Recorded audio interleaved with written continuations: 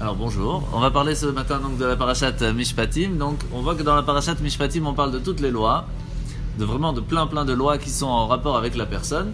Et pourquoi c'est tellement important de savoir se comporter avec une autre personne? En fait on a appris ce matin quelque chose de très intéressant, c'est que la parashat Yitro, c'est la 17e parasha de la Torah. Pourquoi? Parce que 17 c'est la valeur numérique de Tov.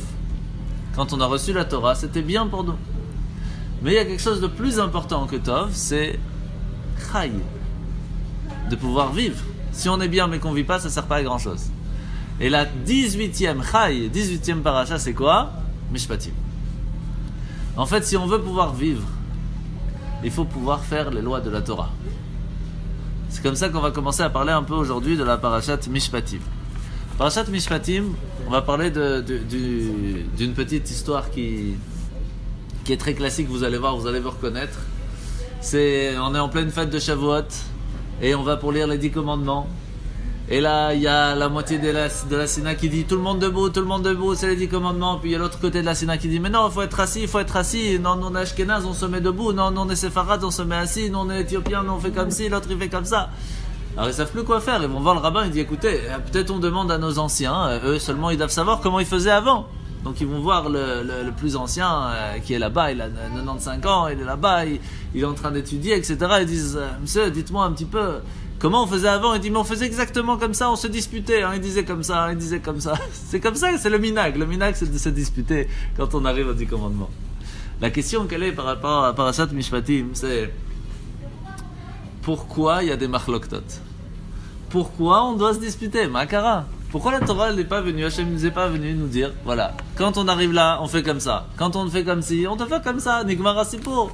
Pourquoi on doit chercher à toujours avoir lui fait comme ci, lui fait comme ça? Pourquoi? On n'avait pas assez de problèmes qu'il fallait nous rajouter ça en plus. Sur ça, hein, on sait très bien, comme on a parlé un peu la semaine dernière, que Hachem nous a donné une grande bracha, une grande bénédiction. C'est que, comme il nous dit Rabbi Hanania ben Akasha Omer, qu'est-ce qu'il nous dit? Zacha Kadosh Baruch Hu Zakat Israël. Hachem nous a donné plein de mérites. Pourquoi? Parce que Irba Lehem Torah Mitzvot. Il nous a donné plein de commandements. Pas que 1, 2, 3, 7, 10, non. 613. Plein. Et dedans, il y a encore des milliards dedans. Pourquoi c'est tellement important? Parce que chaque fois qu'on fait une bonne action qui pourrait paraître pas spécialement importante, en fait on gagne des points. Par exemple, vous rentrez dans le restaurant, vous dites bonjour, vous avez fait une mitzvah, Avat Israël. Avant de partir, vous dites au revoir, encore une mitzvah. Avat Israël, c'est une base. S'il n'y a pas Avat Israël, il n'y a rien. Donc en fait, chaque petite chose qu'on fait, c'est une mitzvah. Donc Hachem nous a donné ce mérite de pouvoir gagner des points tous les jours, chaque instant. Quand on s'habille, on peut gagner des points. Si vous mettez d'abord l'habit de la manche droite et après la manche gauche, vous avez gagné un point. Donc en fait, ça c'est vraiment extraordinaire ce détail. Mais ça ne s'arrête pas là. Est-ce que c'est écrit clairement dans la Torah tout ça? Non. Où c'est écrit?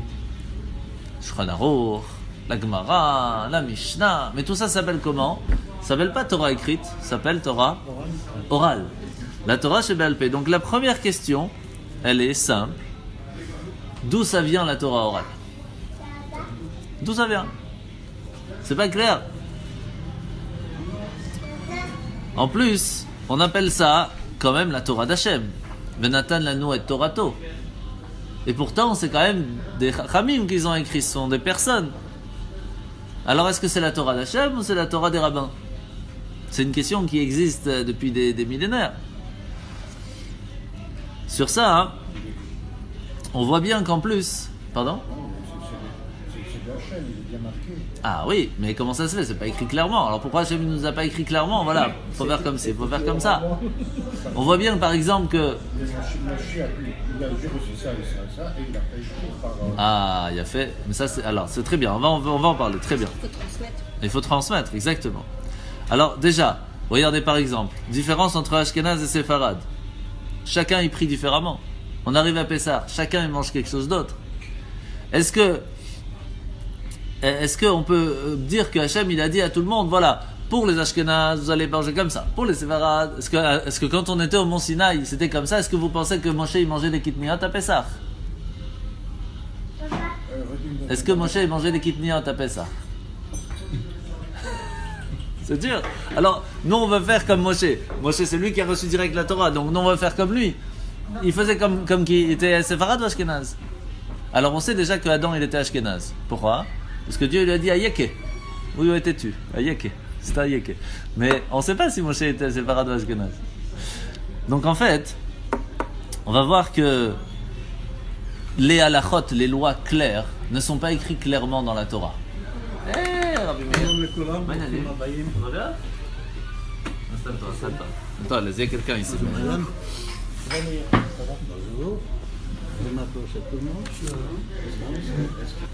Alors, la première chose qu'on voit, qui est simple comme question, où c'est marqué dans la Torah qu'il faut prier 3 fois par jour? C'est pas marqué clairement. On sait qu'Abraham il a prié le matin, on sait que Yitzhak il a prié l'après-midi, on sait que Yaakov il a prié le soir. De là, on apprend que.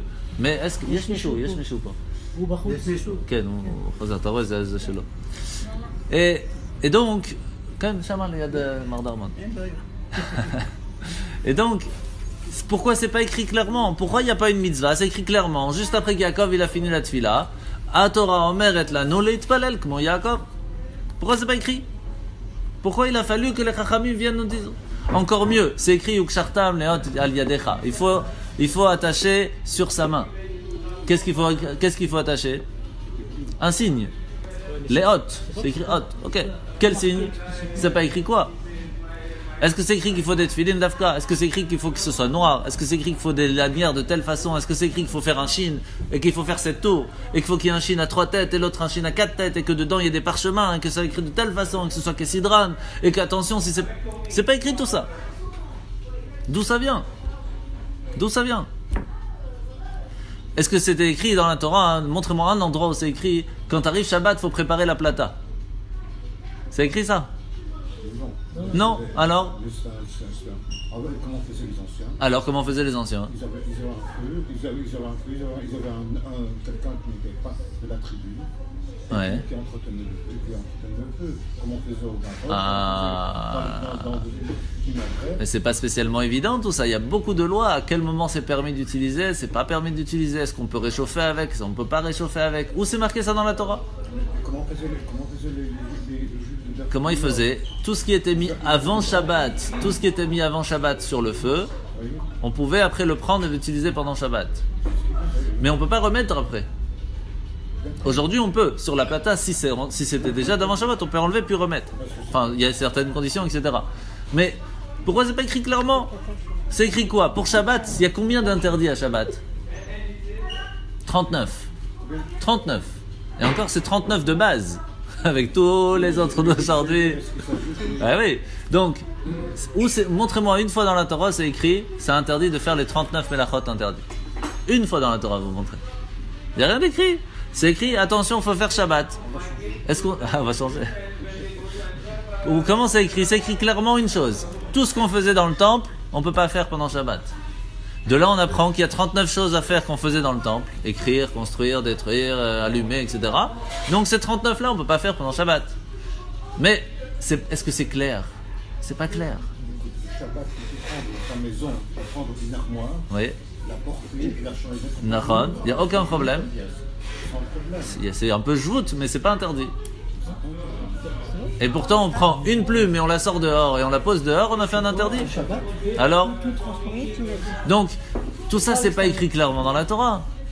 Donc, on a un problème ici. D'où ça vient, tout ça? Pourquoi ils nous embêtent, les rabbins? C'est une bonne question, quand même. Alors, en fait... Donc, déjà... Il faut savoir une chose de base, c'est que tout ça, ça n'a pas été donné par les rabbins, par les chachamim. C'est les chachamim qui ont simplement transmis, comme vous avez dit, de ce qu'on a reçu à Moshe dans le mont Sinaï. Mais maintenant, il faut essayer de comprendre comment ça a évolué. Et surtout, la question de ce matin, c'est pourquoi est-ce que Hachem n'a pas écrit clairement dans la Torah tous les détails, comme ça on est tranquille? Oui, je vous écoute. Dans les Shpatim, on lit cette fameuse on va en parler tout de suite. Tout de suite, on va en parler. On va en parler tout de suite. Alors. Ah oui, on y va. Tellement de gens n'ont pas compris. Ah oui, c'est sûr. Alors. Mais on en a parlé l'année dernière, je ne sais pas si vous vous rappelez. Au même endroit. Merci. Ah voilà, c'est ça. Alors, combien il y a de mitzvot dans la parashat Mishpatim? Quelqu'un peut me donner une idée? Il y avait combien de mitzvot dans cette paracha? Dans cette paracha, il y a combien? 362. Non, 53. 53. Pourquoi 53? Parce que dans cette paracha, je dis juste aujourd'hui, cette semaine. Pourquoi? Parce que c'est Gan.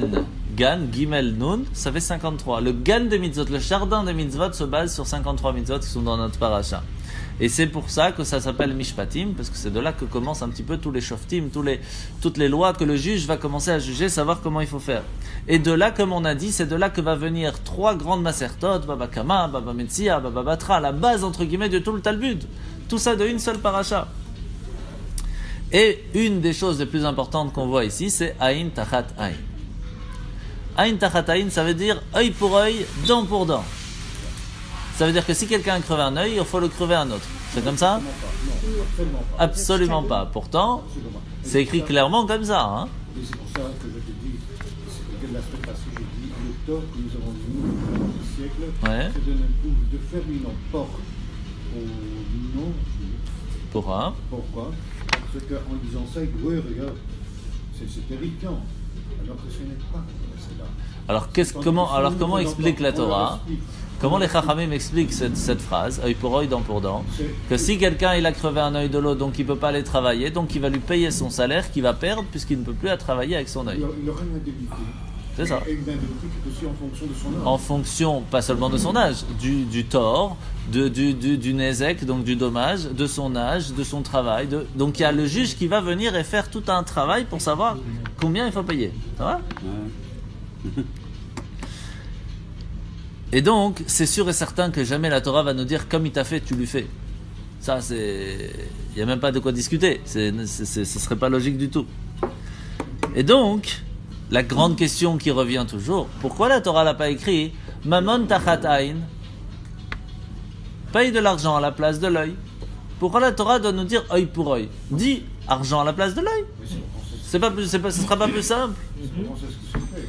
Oui, mais alors pourquoi la Torah doit nous faire comprendre différemment? Écris tout de suite, si tu as crevé un œil, tu payes l'argent du deuil. Pourquoi tu dois décrire œil pour après venir à un problème? C'est raval. Parce qu'à l'époque, Hein? le Shulchan Aruch ne disait pas encore.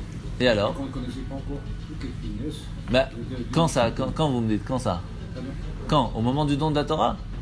Au moment du don de la Torah, Il n'y avait pas de Shulchan Aruch. pourquoi il n'y avait pas? Parce que de la Torah, ils comprenaient directement le Shulchan Aruch, ils n'avaient pas besoin qu'on leur dise. Il n'y avait pas non plus le Talmud de Bavli. Pourquoi il n'y avait pas? Parce qu'il n'y avait pas besoin d'expliquer, ils avaient déjà l'explication. Oui, mais il y a des gens qui venaient de l'Est. La question, elle est... Non, on était tous les mêmes, on sortait tous d'Égypte. On sortait tous d'Égypte, on était tous les mêmes. Non. Ah, on n'était pas tous les mêmes? Ah, on était tous les mêmes. Chacun avait son oublié. Ça, c'est un couteau. Est-ce qu'on ne peut pas faire un couteau un peu plus haut, un couteau un peu plus bas? Mais la Torah, on l'a tous reçue directement du Mont Sinaï, et que tout le monde a appris avec Moshe, avec les anciens, et tout le monde avait compris la même chose. La question, elle est pourquoi est-ce que la Torah n'était pas plus claire? Pour nous, aujourd'hui, on est perdu. Elle a été interprétée, on verra après. Alors c'est la question, Donc, quelle est pourquoi l'intention hein? derrière? C'est ça le débat. C'est ça la question. Pourquoi est-ce qu'Hachem a dû faire qu'on puisse interpréter la Torah alors qu'il aurait été plus simple de mettre clairement les choses? C'est ça la question. C'est ça la question d'aujourd'hui. C'est pour ça qu'il y a eu le Talmud de Bavli. Bien sûr, bien sûr, On a dit, bien bon, sûr. Cette tribu-là dit ceci. Donc la question, elle est, c'est sûr que ici, jamais la Torah va nous dire venge-toi, si tu as fait du mal à un œil, tu lui fais l'autre, puisque la Torah nous dit clairement que c'est interdit de se venger. Donc, c'est sûr que c'est pas ça, c'est qu'on parle ici d'argent. Donc la question, elle est simple. Pourquoi Hachem ne crie pas clairement, à la place d'écrire œil pour œil, elle écrit pas à la place argent pour œil? Ce serait beaucoup plus simple, on aurait tellement moins de problèmes. Sur ça, on va essayer de comprendre un tout petit chouïa pour nous dire une première chose, comme on a dit tout à l'heure. Toutes les explications ont été données à Moshe au Mont Sinaï. Tout ce qu'on apprend encore aujourd'hui, il n'y a rien de nouveau. En chadash tachat hashemesh. Il n'y a rien de nouveau. Tout ce qu'on apprend maintenant, ça a déjà été donné, sauf que ça a été caché au bout d'un moment, oublié avec les guerres, etc. Et nous, on fait que ressortir les choses qui ont été oubliées, données au Mont Sinaï. Et donc, il faut savoir que jusqu'au temps de Rav Ashi, donc ça a quand même duré, il n'y avait pas tellement de marloquettes. Il n'y avait pas tellement de dire moi je pense comme ci, moi je pense comme ça. Tout le monde était d'accord de comment on doit faire les choses. Mais après Rav Ashi, la véritable sagesse et compréhension de la Torah s'est perdue. Et là a commencé à venir, et moi je pense comme ci, et moi je pense comme ça, et moi je pense que c'est comme ci qu'il faut faire, ou comme ça qu'il faut faire. Et là a commencé la Mishnah. Tel rabbin il a dit que c'est comme ci. Mais avant, il n'y avait pas, parce que tout le monde était d'accord de comment on fait les choses. Les questions ne se posaient pas. Au moment de Rav Ashi, ça s'est perdu. Par exemple, est-ce que vous voyez une marloquette de qu'est-ce que c'est les hadassim? Quand on arrive à Sukkot, est-ce que c'est écrit qu'il faut prendre la myrte? C'est pas écrit? C'est écrit hadas, c'est écrit etzavot dans la Torah. On ne sait pas c'est quoi etzavot. Et tout le monde sait que c'est les hadassim. Pourquoi? Parce qu'on le sait de génération en génération en génération. Il n'y a pas une marloquette qui vient te dire non, c'est pas hadassim, c'est ça. On voit pas. Mais par contre, on a des marloquettes de comment elle est cachère la hadas. Ça oui. Pourquoi? Parce que savoir ce que c'est, ce que la Torah elle nous dit, ça on le sait de génération en génération. Mais dans le détail, ça on n'a pas. Et ça c'est les chachamim plus tard qui vont dire non, c'est comme ci, c'est comme ça, et c'est comme ça. Et donc en fin de compte, on voit que tout a été donné au Mont Sinaï, même les plus petits détails, et encore plus spécialement dans les téphilines. Vous savez pourquoi c'est noir les téphilines? Non, bah c'est simple, c'est parce que Moshe nous a dit. Voilà, il ne faut pas chercher plus loin. Halakha le Moshe Misinaï. Vous savez, il y a 4 niveaux dans les halachot.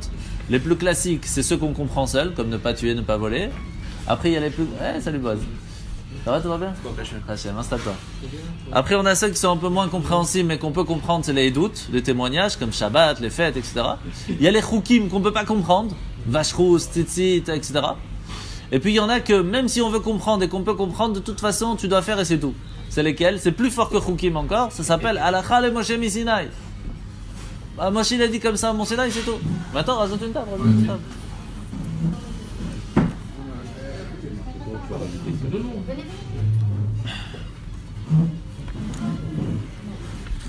Et là, ça s'arrête pas. Pourquoi est-ce que Dieu il a besoin que les chachamim, les sages, ils viennent l'aider à expliquer la Torah?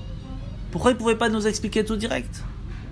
Encore plus, les chachamim viennent entre guillemets expliquer la Torah, mais il y a des moments où ils vont carrément faire des barrières, des gdarim, comme par exemple Mouktsé. Attention, tu ne peux pas toucher ça de peur que tu vas l'utiliser. Donc ça, c'est même pas la Torah, c'est les sages qui viennent rajouter sur la Torah. Est-ce que Hachem il avait besoin qu'ils viennent, les chachamim viennent l'aider à protéger la Torah? Est-ce que Dieu il avait besoin de ça? C'est ça que eu l'exemple tout à fait au début de cours. Ouais.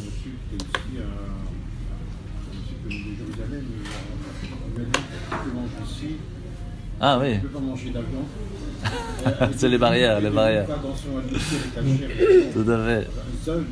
Alors tu as un chacham sans nommer qui a dit il ne faut pas faire ça. Bien sûr, bien sûr, bien sûr. Et ça c'est un droit qu'il a pris qu'il aurait dû peut-être éviter. Ça, je sais pas, chacun fait ce qu'il veut. L'Echaim. Bon, chatan, alim al-khalam, chacun le vivant. Amen. Peut-être aussi, Hachem pouvait aussi faire transmettre sa parole par différents biais et faire aussi que l'être humain puisse évoluer. Alors on va voir, c'est une bonne façon de voir. Alors, on voit que les Chachamim, ils ont fait autre chose, par exemple. Comme on a parlé un petit peu de Shabbat, c'est pas écrit clairement c'est quoi les interdits de Shabbat, mais encore aujourd'hui, il y a plein d'interdits qui n'étaient pas écrits même avant dans le Shulchan Aruch. Allumer la lumière, ça n'existait pas la lumière. Allumer le téléphone, ça n'existait pas. Donc aujourd'hui, la Torah évolue, entre guillemets, avec les sages de la génération, avec la modernité. On reste pas vieux avec la Torah. Bon, toute la question on évolue tout le temps. En fait, il y a deux réflexions à partir de ça. Est-ce que tout a été donné dès le départ? Exact. Ou alors, est-ce qu'il y a une marloquette qui était suggérée d'après les textes? Ah, il y a fait très joli. Donc, est-ce que la Torah nous a été donnée par Hachem avec discussion. L'intention qu'on aille chercher plus loin la marloquette? C'est une incitation au débat démocratique. C'est très fort. Et c'est ça, c'est vrai, exactement. Donc on voit qu'il y a plein de lois, comme les lois de Nézikin, les lois des dommages qu'on apprend, les lois des corbanotes, comment on fait un corban, etc. Les lois de pureté. Il n'y a rien de marqué dans la Torah, comment le mikvé doit être fait, etc. Il n'y a rien de clair. Il n'y a rien de... Où vous voyez l'histoire du mikvé dans la Torah? Parce que si c'est ça, si c'est implicite dans les textes... Attends une minute. Par exemple, quand il y avait l'homme qui partait avec le je prends un exemple simple comme ça. Il partait avec le bout. Avec le Avec le bout dans le désert, Ouais. qui était expiatoire. Quand il revenait, il se baignait. On a Ah. bien marqué qu'il devait se baigner. Mais est-ce que c'est écrit où et dans quoi? Dans de l'eau. Ah bah oui, sûrement, pas dans du vin, oui. Non, mais l'intérieur, dans de l'eau. Et où était de l'eau? Dans un récipient. Oui, mais ce récipient, il doit être cachère d'une certaine façon. Il faut une certaine hauteur de récipient, de piscine. Ça doit être de l'eau normale, de l'eau de pluie.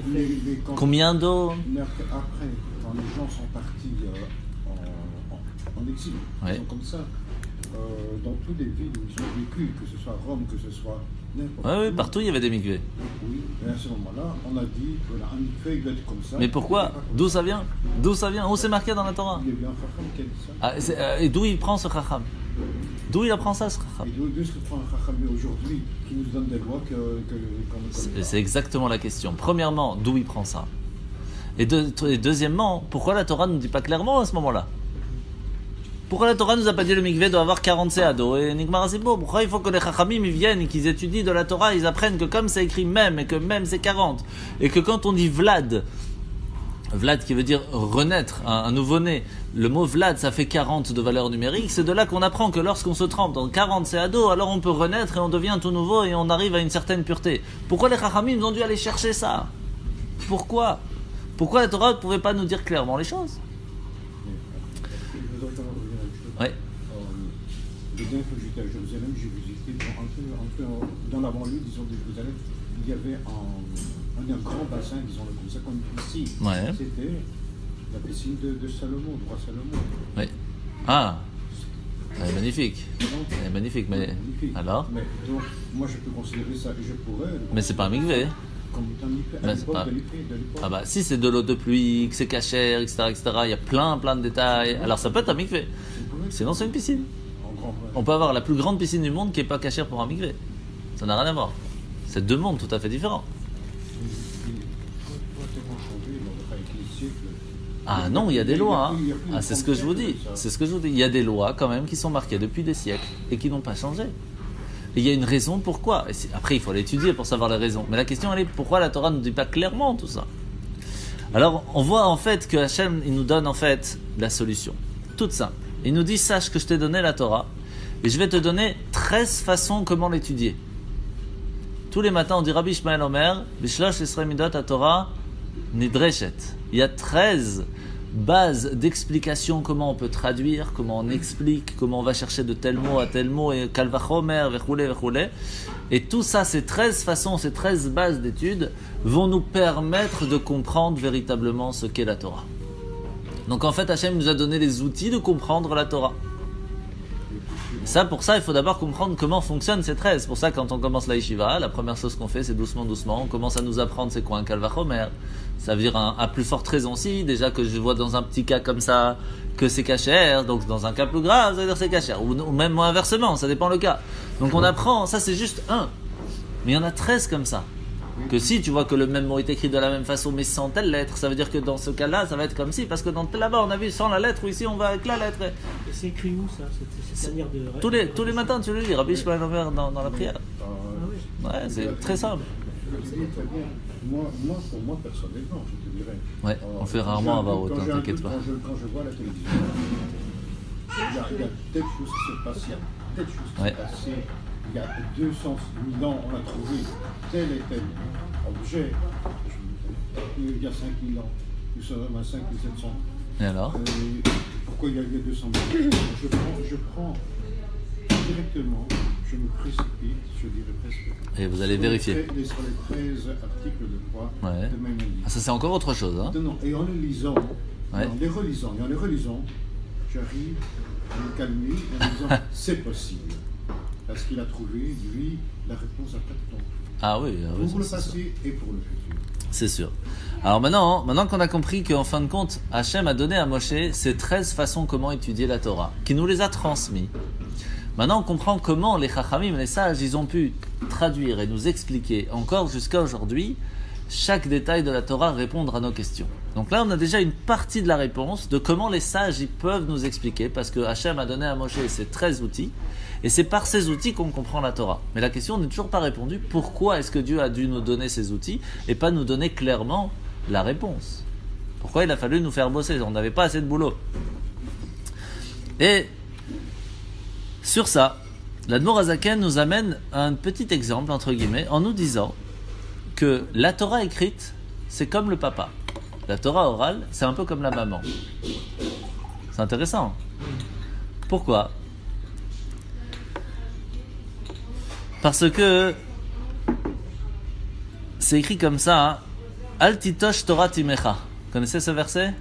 Ne pas se séparer de la Torah de sa mère. Ici, on parle de quoi? On parle de la maman, de la Torah orale. Parce que lorsque un père il envoie la possibilité d'avoir un enfant, il donne qu'une petite base. Mais c'est la mère qui va transformer cette base en un enfant avec 248 membres et 365 nerfs. De la même façon, la Torah c'est une base, c'est la Torah du père, qui va être transformée, expliquée en 248 mitzvot positives et 365 interdits grâce à la mère qui est la Torah orale. C'est pour cela que la Torah orale, la Torah chez Baal Peh, est appelée la maman de la Torah. Et c'est pour cela que chaque fois que vous allez monter à la Torah, qu'est-ce qu'on dit? Vechaye olam nata betochenu. Ça veut dire quoi, nata? Il a planté à l'intérieur de nous. C'est quoi planter? C'est mettre une graine et qui là, elle va grandir, elle va devenir un arbre. De la même façon, Hachem nous a donné la Torah, il nous dit je te donne la graine, je te donne la base. Maintenant, il faut la faire fleurir. Et pour faire fleurir ça, il va falloir mettre de l'eau, il va falloir expliquer, il va falloir travailler, il va falloir attendre. Il y a beaucoup de choses à faire avant qu'une graine elle devienne un arbre, et encore plus qu'elle puisse donner elle-même des fruits. Et donc une des bases du Talmid Chacham, c'est quoi? C'est de savoir étudier, de savoir être patient, de savoir travailler, etc., etc. C'est ce qui va lui permettre, grâce à la Torah orale, de pouvoir comprendre ce qui est écrit dans la Torah écrite. C'est pas quelque chose de facile, attention.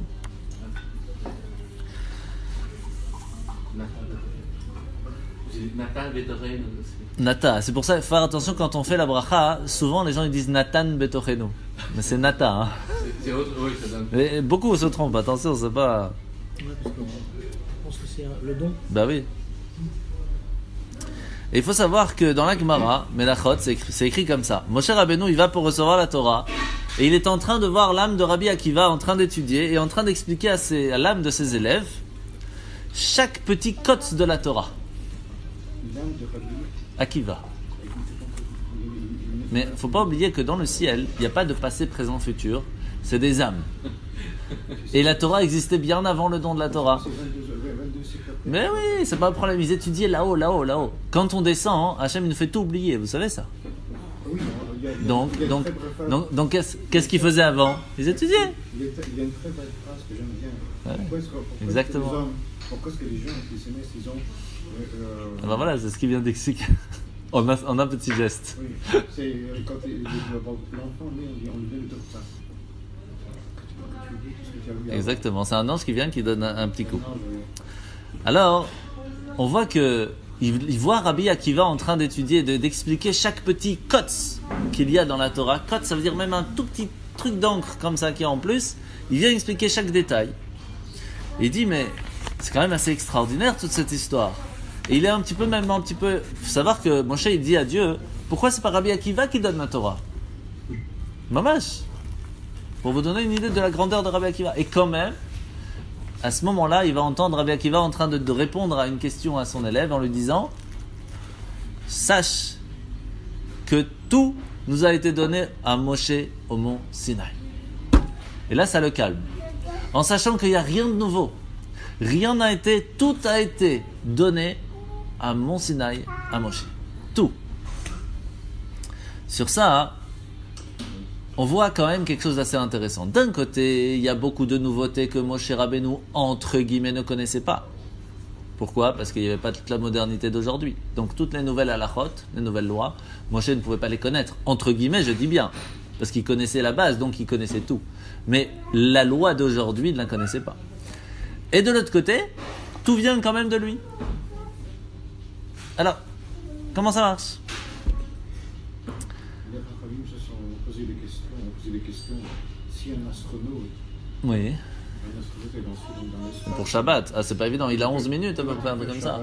Et que il fait tout petit. Oui, il y a plein. Ben, donc tout ça, ce sont des nouveautés qu'il n'y avait pas à ce moment-là. Rien transporté à l'extérieur de la fusée. Alors pour ça, hein, la question reste, pourquoi est-ce que Dieu a fixé à ce que la Torah ne soit pas compréhensible pour tous et qu'elle ne soit compréhensible que par ces outils que l'on va utiliser nous plus tard? Pourquoi il a fallu faire ça? En fait, on raconte, sûrement vous connaissez l'histoire de Rabbi Eliezer ben Orkenos. Rabbi Eliezer ben Orkenos, quand il était jeune, il a dit à son père, je ne veux plus travailler dans les champs, je veux aller étudier la Torah. Son père n'était pas très d'accord.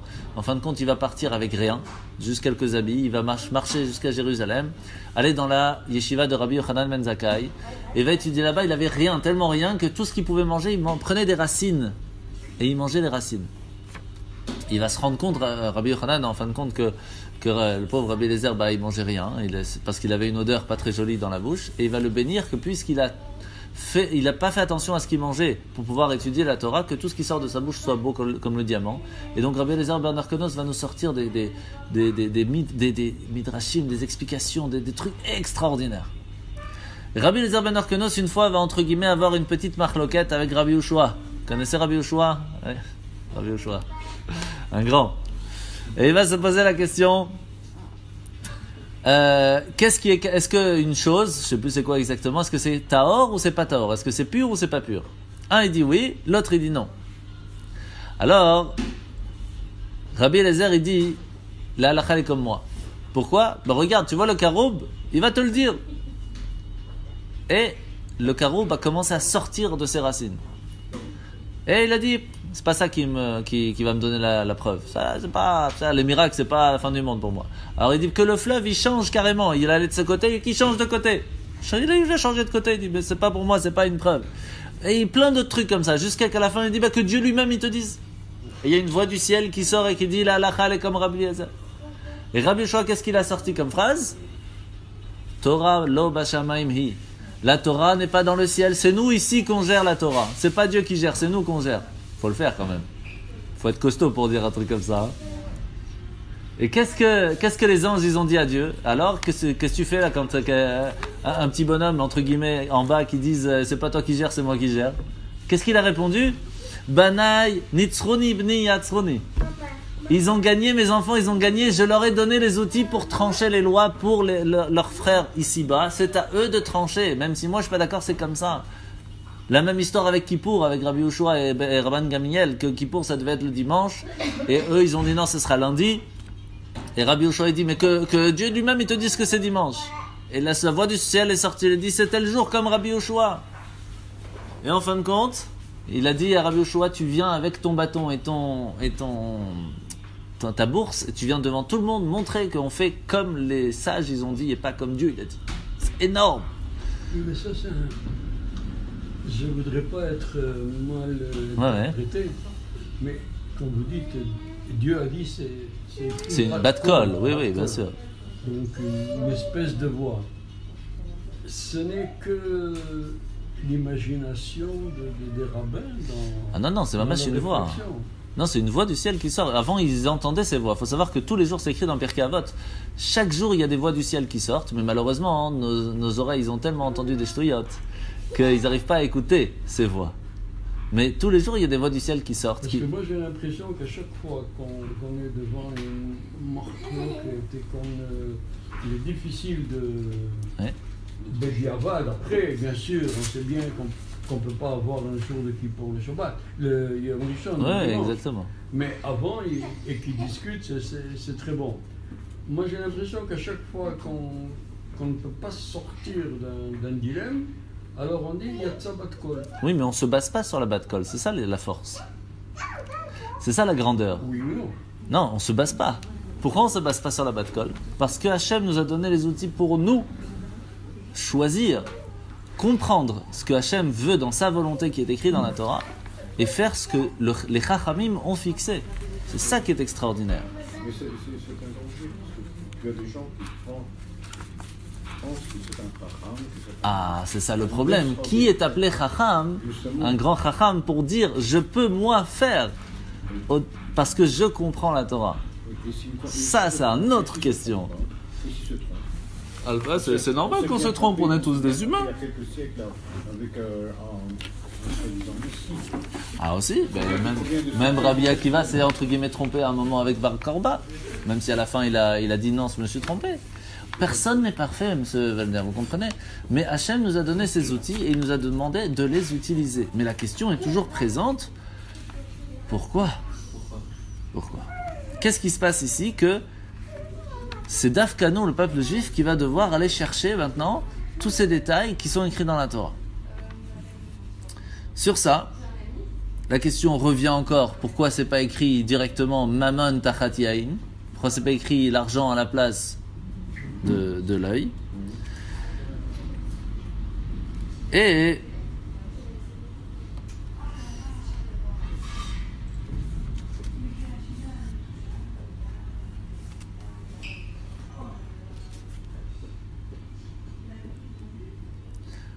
il y a un petit mot du Rav Kook, le Rav Avraham Yitzhak Cohen Kook, sûrement vous avez entendu, qui a expliqué un petit peu sur ce Aïn Tachat Aïn, en expliquant un petit peu ce que l'Admor Hazakan lui-même a ramené en disant que la Torah écrite c'est le père et la Torah orale c'est la mère. Et il explique comme ça. Le père il vient quand son fils il a fait une bêtise et il dit Aïn Tachat Aïn Treha, direct. Et la mère elle vient et dit calme-toi, Mammon Tachat Aïn. Mammon Tachat Aïn. Il faut payer, faut pas aller trop loin dans la punition. Alors tout ça c'est un petzlach, ça veut dire c'est mignon, c'est bien expliqué, c'est très joli. Mais ça ne nous répond pas comment ça se fait que c'est écrit clairement œil pour œil. Et la réponse elle est comme ça. Malheureusement, il y a des gens que quand on leur dit t'as crevé un œil, tu payes. Ils disent ah ok c'est tout, c'est pas grave alors, il n'y a rien de très spécial, je vais crever, je vais payer, j'ai assez d'argent pour payer. Et ça peut arriver si on aurait écrit Mammon Tachat Aïn. Si on aurait écrit de l'argent, tu payes pour à la place de l'œil, ça aurait pu arriver une pensée comme ça. Et la Torah, elle te dit non, sache que quand tu en enlèves un œil, tu enlèves un œil. C'est pas de l'argent, c'est un œil. Et fais attention à ça, mets-toi ça en tête. Mais comme ça sert à rien, sauf de t'enlever à toi l'œil, sache que tu vas payer à la place. Mais l'œil, tu l'as enlevé en fin de compte. Et ça, c'est important de préciser aux gens parce que les gens peuvent l'oublier. Et c'est pour ça que la Torah a précisé œil, tachat, œil et pas l'inverse. Ça, c'est un petit peu comme cette histoire il y avait une famille qui était très très pauvre. Elle n'arrivait pas à payer son loyer, etc. Et elle allait être jetée dehors. Sauf que c'était en plein hiver russe, donc vous imaginez un petit peu le froid. Alors qu'est-ce qu'il fait? Le Rav il va essayer de ramasser un peu de tzedaka par-ci par-là, mais il n'arrive pas. Jusqu'au moment où il dit bon, je vais aller voir le banquier vers lequel il va les jeter dehors pour voir qu'est-ce que je peux faire. Et il tape à la porte, et comme il sait que c'est le rabbin de la ville, donc il sort, il vient pour l'ouvrir la porte, et il dit bon écoutez monsieur le banquier, je voudrais vous parler. Et il dit mais rentrez, non, juste 2 secondes. Et il commence à parler avec lui, mais il fait froid, il gèle dehors. Et lui, comme il est sorti juste pour ouvrir la porte, il n'a pas mis son manteau. Donc il glace. À la fin, il dit bon, venez on rentre. Ok, venez on rentre. Il s'assoit à côté de la cheminée et dit voilà, je voudrais que vous annuliez s'il vous plaît ou vous laissez plus de temps parce que c'est pas possible. Et là il dit ok bon on va s'arranger, on va trouver une solution, mais pourquoi vous m'avez fait attendre dehors? Il dit mais je vais vous expliquer pourquoi. Parce que si on se serait mis à l'intérieur, vous avez chaud, vous n'allez pas comprendre le froid que eux vont avoir. Maintenant que vous avez senti le froid que eux ils vont avoir, vous allez réfléchir différemment. Là c'est la même chose. Hachem il veut te dire œil tachat œil. Si quand tu enlèves un œil, imagine-toi que normalement on aurait dû t'enlever le même. Qui te permet de lui enlever cet œil? Alors comme on va pas le faire, tu vas payer à la place. Mais ça change pas que tu faut s'imaginer que comprenez?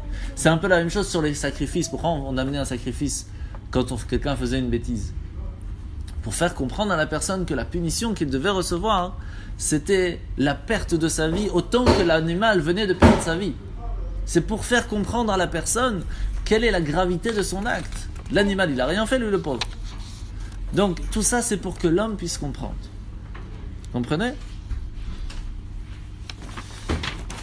Maintenant, on a compris quand même pas mal de choses. Et une des bases que tout le monde connaît, c'est Rashi. Qui ne connaît pas Rashi? Rashi, Rabbi Shlomo Yitzhaki, celui qui nous a expliqué la Torah, sans lui, on ne peut rien comprendre dans la Torah. Et mieux que ça. C'est quoi hein? Ah, Razak. Avec Rachi et tout, on est en français, magnifique. Alors, il y a une chose très simple. Par exemple, si je vous dis tefilin, vous savez où il faut les mettre les tefilin? C'est écrit sur la main. Pourquoi vous ne les mettez pas sur la main, vous mettez sur le bras? S'il n'y avait pas Rachi et les explicateurs qui sont revenus les Chachamim pour nous expliquer où il faut mettre les tefilin et comment il faut mettre les tefilin. Et la mezouza, c'est pas écrit ce qu'il faut mettre, ce qu'il faut écrire, et où, et comment. Et Rashi Rabbeinu Tam, il faut mettre allongé, l'autre il faut mettre debout, et on fait à moitié-moitié, et laisser faire Torah la même histoire. Il faut mettre complètement allongé d'après Rabbeinu Tam, il faut les mettre tout droit pour les Sfarad, alors on fait un peu moitié-moitié, on les met. Tout ça, ça vient, c'est les Chachamim. Même mieux, je vais vous dire, la Brit Mila. C'est écrit où il faut couper? La circoncision, c'est pas écrit. C'est écrit il faut couper or là. Or là, c'est un morceau de peau en plus. Ça peut être le lobe de l'oreille. D'où on sait que c'est en bas qu'il faut couper. Montrez-moi dans la Torah clairement, c'est pas écrit. Hein? Mais c'est pas écrit où? Qu'est-ce qu'il a coupé? Non, mais c'est pas écrit. Montrez-moi où c'est écrit. C'est pas écrit. Alors? Il est resté 3 jours. Mais il avait mal au lobe de l'oreille, quel problème? Oui. Il y a en Afrique, quand on fait le truc ouais. On circoncis les Africains, ils sont déjà âgés. Ouais. Ils sont pas jeunes. Combien de choses on les assomme avec de la musique pendant 3 jours et avec de l'alcool. Ah, carrément. Carrément. Alors? Et puis quand les Africains ne savent même pas qu'on et après, c'est là. Et puis pendant 3 jours, ils se promènent avec un linge. Ah oui, rouge, tout rouge. Autour de leur taille, pour ne pas toucher. Bien sûr. Pas toucher. Il y a toutes les jeunes filles qui courent.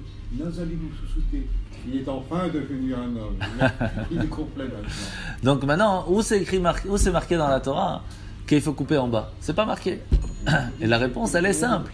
Parce que comme on parle du Kohen, que lui, il va utiliser aussi sa orla pour avoir des enfants, donc automatiquement, le mot orla, de ce côté du Kohen, nous ramène au mot orla de la Brite. Et donc on sait que c'est là-bas qu'il faut couper. Mais s'il n'y avait pas les sages qui venaient nous appeler et nous expliquer, alors on n'aurait jamais pu savoir. Donc quelqu'un qui vient et qui dit, moi j'écoute que la Torah écrite. Tous les midrashim et tout le reste, je ne veux pas écouter. Mais il ne peut même pas faire la Torah. Il ne peut rien faire.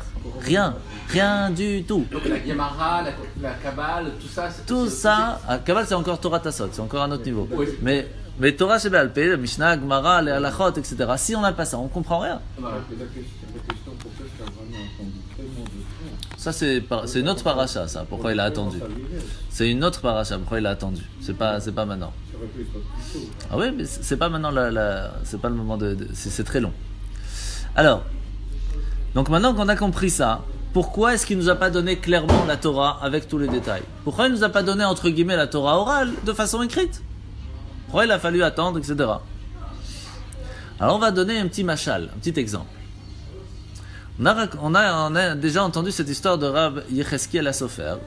Une fois, il avait oublié une valise avec des diamants à l'intérieur, à la bourse. Et le gardien, il dit, j'ai trouvé votre valise. Donc il était content, il lui amène la valise et il dure comme ça. Et il pose la valise. Et le problème, c'est qu'il y a quelqu'un d'autre qui dit non. C'est à moi cette valise, c'est pas à toi. Alors, ils savent pas comment faire. Est-ce que quelqu'un a une idée pour savoir comment faire, à qui appartient la valise? Une idée très simple. Le gardien, il a posé sur la table, il a dit celui qui arrive à l'ouvrir, qui connaît le code, c'est à lui. Pas plus compliqué. Hachem a donné la Torah dans le monde et il a dit c'est à qui la Torah? Alors il y a un peuple qui dit moi c'est ma Torah, c'est la Bible. Donc non, moi c'est le Coran, non c'est à moi. Non, c'est la Torah. Non, c'est ce qu'il a fait, simple. Tu poses la Torah sur la table et tu dis vas-y, ouvre. Explique-moi ce qu'il y a dedans. Il y a un code pour comprendre la Torah. C'est pas juste une histoire que tu lis, tu traduis. Il y a un code. Le code il a 13 chiffres. C'est long, hein? 13 outils pour pouvoir ouvrir et comprendre véritablement ce qu'il y a à l'intérieur. Et la Torah, elle n'est en fin de compte accessible que ceux qui ont ce code. Ceux qui ont ce code, c'est nous, qu'on a les 13. Pardon, oui. Vous pouvez répéter encore une fois? Oui, ce code, c'est les 13 façons comment étudier. Les Shalosh Esrei HaTorah Nidreshet, comment on peut expliquer la Torah, Kal Vachomer, etc. Qui nous permet de comprendre, en fin de compte, qu'est-ce qui est écrit dans ce livre. Qui n'est pas un livre d'histoire, mais un livre de secrets inimaginables. Et ça ne peut être ouvert et compris que lorsqu'on a ces 13 façons, ce code de 13 chiffres. Maintenant, on comprend pourquoi est-ce que Hachem il a spécifiquement fait que la Torah ne soit pas compréhensible tout à fait lorsqu'il nous l'a donnée. Parce qu'un jour allait venir où des gens allaient dire « c'est ma Torah ». Elle dit « il n'y a pas de problème, ouvre la valise. Explique-moi ce qu'il y a dedans. Montre-moi tous les secrets qui s'y trouvent. Si c'est vraiment un livre divin, il ne peut pas y avoir d'erreur. C'est pas possible, sinon c'est que c'est humain. Ça c'est facile. Donc, si maintenant c'est vraiment divin, c'est-à-dire que c'est sans limite, montre-moi que tu peux étudier toute ta vie et que tu n'as encore rien compris dedans. Ça c'est extraordinaire. Et ça c'est la force de la Torah. Quand on va et qu'on étudie, on se rend compte qu'on est encore plus on s'en étudie, plus on se rend compte qu'on est encore tout petit. C'est la force. Alors, sur ça, on voit quand même quelque chose d'assez mignon. C'est que la Torah finit par quelle lettre? Lamed. Fait. Et la Torah chez Béal Pé, la Torah orale, commence par quelle lettre? Ça c'est plus dur ça déjà. Mematai. Par Mishnah Brachot. Mematai Korin Netshema Bervin. Le même. Pour nous dire en fait la Torah elle finit par Lamed, mais elle commence directement par la lettre d'après. On est toujours dans la suite, et toujours la même chose. Mais quelque chose d'encore plus joli, écoutez bien. Les 10 commandements commencent par quelle lettre? Aleph. La Mishnah commence par quelle lettre? On vient de le dire. Le même. Comment commence la Gemara? Le Tav. Tana. Aleph, même Tav, ça fait quoi? Emet. Bien fait? Bien fait? Bien fait, hein? C'est pas moi, hein, je fais que transmettre. Non, vous avez bien transmis. C'est bien. Il y a de ça, il y a fait. Bon, Hachem. Alors, vous savez, très souvent, on a des questions et on veut chercher des réponses autre part, mais la réponse, elle est chez nous. Si on veut vraiment s'asseoir et étudier, on trouvera la réponse. Quand on commence à étudier vraiment, c'est pas vrai, on commence à étudier vraiment, on trouve la réponse. Vous savez, une fois, il y a un certain monsieur Weinreb qui est parti voir le rabbi en lui posant la question, pas à lui directement, mais par son secrétaire, en lui disant, voilà, je suis professeur dans telle étude de philosophie, etc. Et j'ai plein de questions d'élèves qui commencent à me toucher, je commence à avoir des doutes. Alors, le rabbi dit, mais où est-ce qu'il habite? Au Maryland? Qu'il aille poser la question à monsieur Weinreb. Lui, sûrement, il connaît la réponse. Sans savoir qui a posé la question. Et là, il a compris qu'en fait, la Torah, elle est chez toi. Elle est dans chacun d'entre nous, elle y est déjà. Et elle peut devenir une partie de toi. Si tu es prêt à aller l'ouvrir. La valise, elle est chez toi. Mais tu as plusieurs possibilités d'essayer comme code. Alors, il y en a qui arrivent à ouvrir qu'avec un code, parce que c'est tout ce qu'ils connaissent. Donc au moins ils ont une partie. La partie historique, la partie après il y a une deuxième, la partie un petit peu compréhensible, etc. Mais quand on a les 13 et qu'on commence à étudier profondément, on se rend compte qu'il n'y a plus de doute. Vous savez qu'une des forces que la Torah nous dit, c'est qu'il y a la Emunah, la foi. Mais Hachem il nous dit dans la Torah, Veyadata et Hachem Elokecha. Tu dois connaître ton Dieu. Pour connaître, il n'y a plus de problème de Emunah. C'est plus un problème de foi, il faut le connaître. Mais pour le connaître, il faut étudier. Comment on peut connaître quelqu'un? Est-ce que quelqu'un connaît sa femme comme il faut? Impossible. Cherchez pas, elle est là. Oubliez.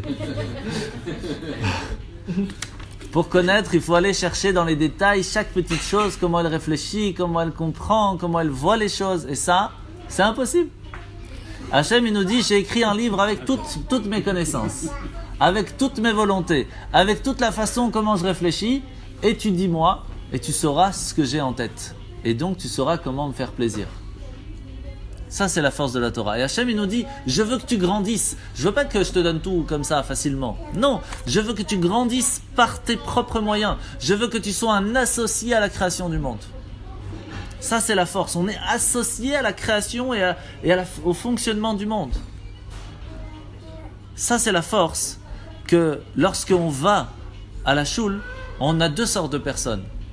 On a celui qui vient et qui écoute le rabbin, ce qui est très bien. Et on a celui qui se lève et qui dit « Monsieur le rabbin, j'ai étudié cette semaine, je voudrais moi aussi expliquer quelque chose. J'ai appris par moi-même ou j'ai écouté un autre et je voudrais le transmettre. Ça veut dire j'ai grandi par moi-même, j'ai réussi à connaître et donc je veux aussi le transmettre. » Ça, c'est fort. Parce que j'ai pas seulement écouté, j'ai grandi par cette étude. C'est deux niveaux tout à fait différents. Et alors, si c'est comme ça, comment c'est possible d'avoir des marloquettes?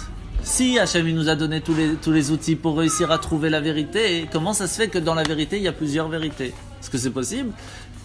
Est-ce que c'est possible de dire qu'il y en a un rabbi qui dit ça c'est kasher, l'autre il dit c'est pas kasher? Est-ce qu'on peut dire que les deux ont raison? Eh oui, et c'est ça qui est spécial.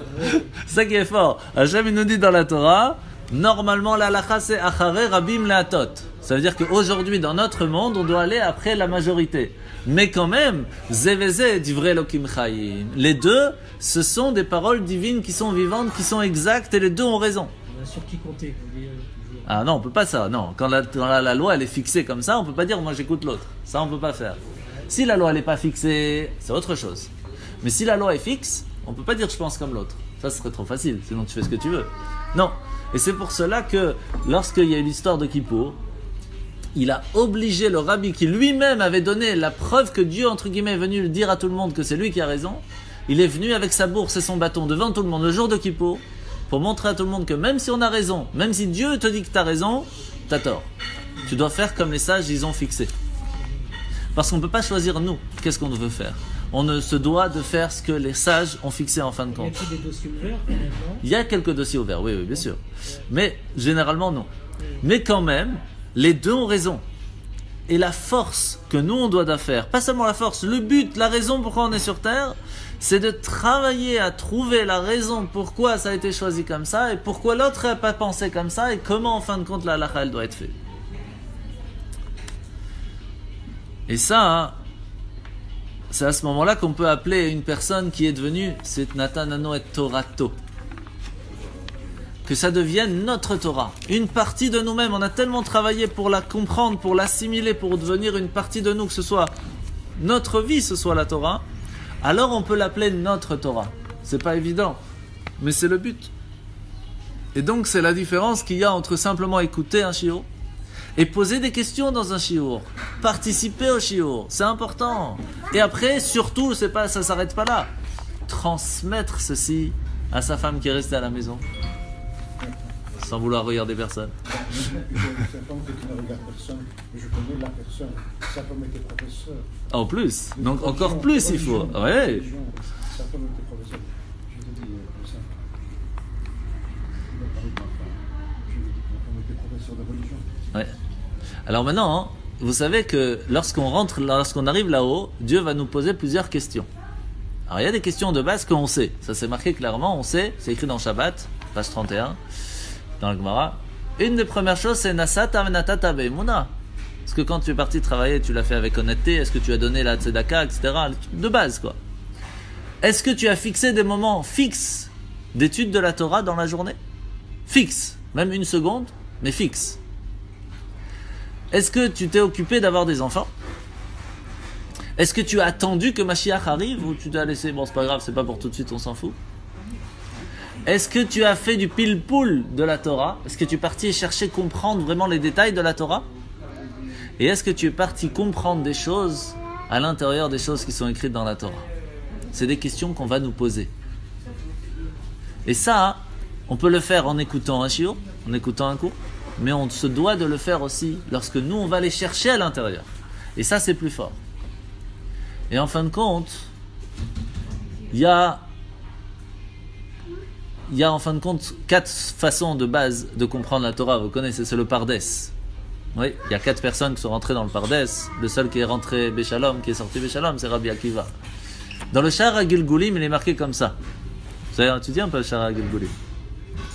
C'est écrit comme ça. A Torah ishoresh neshamot kol Israël ki mimenahem nithavu.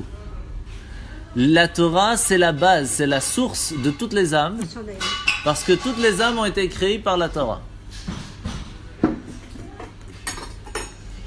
Il y a combien d'explications dans la Torah? 600 000. Il y a combien d'explications allusionnées dans la Torah? 600 000. Il y a combien d'explications de Midrash dans la Torah? 600 000. Il y a combien d'explications cachées dans la Torah? 600 000. Et c'est pour cela qu'il y a 600 000 âmes dans le peuple juif. Parce que chacun est attaché à une certaine compréhension. Mais en fin de compte, la Torah, il n'y en a qu'une.